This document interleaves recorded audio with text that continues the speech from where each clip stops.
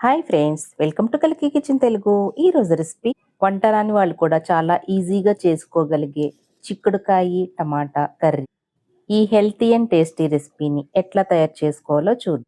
1 KG చిక్కుడుకాయలని ఇట్లా ముక్కల్లా cut చేసుకుని, గింజలు ఉన్నవైతే ఇట్లా హాఫ్ బాయిల్ చేసుకోండి. లేతకాయలైతే ఆయిల్లో కొద్దిగా మగ్గనిస్తే సరిపోతుంది.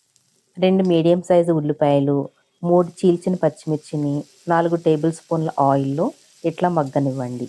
బాగా పండిన 2 టమాటా ముక్కల్ని కూడా వేసి కొంచెం మెత్తబడిన తర్వాత 1/2 టేబుల్ స్పూన్ జింజర్ గార్లిక్ పేస్ట్ని వేసుకోండి. ఇవన్నీ బాగా మిక్స్ చేసి మూత పెట్టి 5 నుంచి 10 నిమిషాలు సిమ్లో ఉంచండి.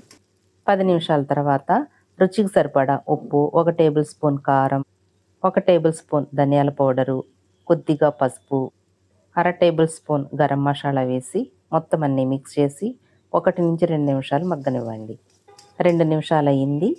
ముందుగా హాఫ్ బాయిల్ చేసుకుని పెట్టుకున్న చిక్కుడు ముక్కల్ని కూడా వేసి మొత్తం అన్నీ మిక్స్ చేయండి. ముక్క ములిగేలాగా వాటర్ వేసి కూర చిక్కబడేంత వరకు ఉడకనివ్వండి. కూర రెడీ అయింది. ఈ మాత్రం కన్సిస్టెన్సీ ఉంటే సరిపోతుంది. స్టవ్ ఆఫ్ చేసి కొద్దిగా కొత్తిమీరను చల్లుకోండి. ఈ చిక్కుడుకాయ కర్రీ రైస్ అండ్ రోటీలోకి చాలా రుచిగా ఉంటుంది.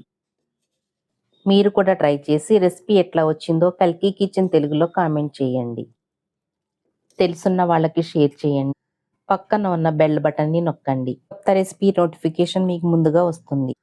Thanks for watching.